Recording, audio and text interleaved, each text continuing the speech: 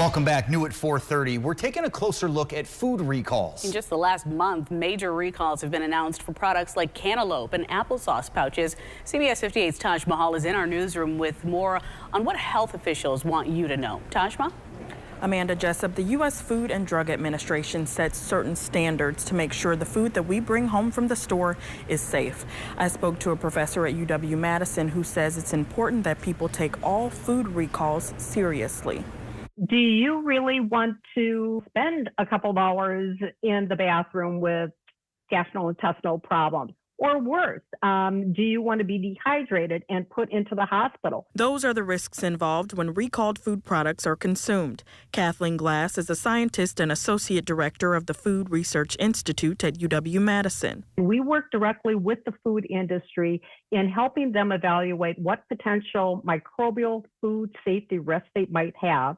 And then we go through and help try to identify what are going to be some intervention strategies so they can make their food safe. She says our groceries go through extensive checks and balances, and when something is deemed unsafe, the public is notified.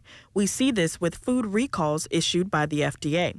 Glass says over the last 6 years, the number of food recalls has been pretty steady, but it wasn't always this way. Where we did see an uptick was probably around 2015 through like 2018. And that's because there were initiation for new regulations.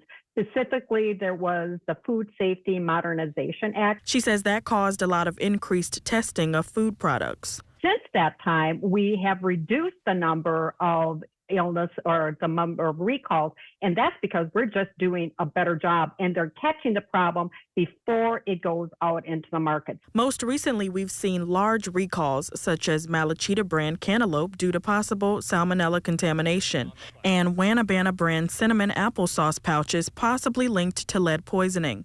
The CDC and FDA are investigating. Glass says it's important to heed the warnings. We're doing this for public health. And so we want you to protect yourself and not ignore it. According to the CDC, at least 8 people died and hundreds became sick from salmonella following that cantaloupe recall. As for the applesauce pouches, they are linked to more than 250 reports of lead poisoning. Most of those who got sick are kids under age 6. For now, reporting in the newsroom, I'm Taj Mahal, CBS 58 News.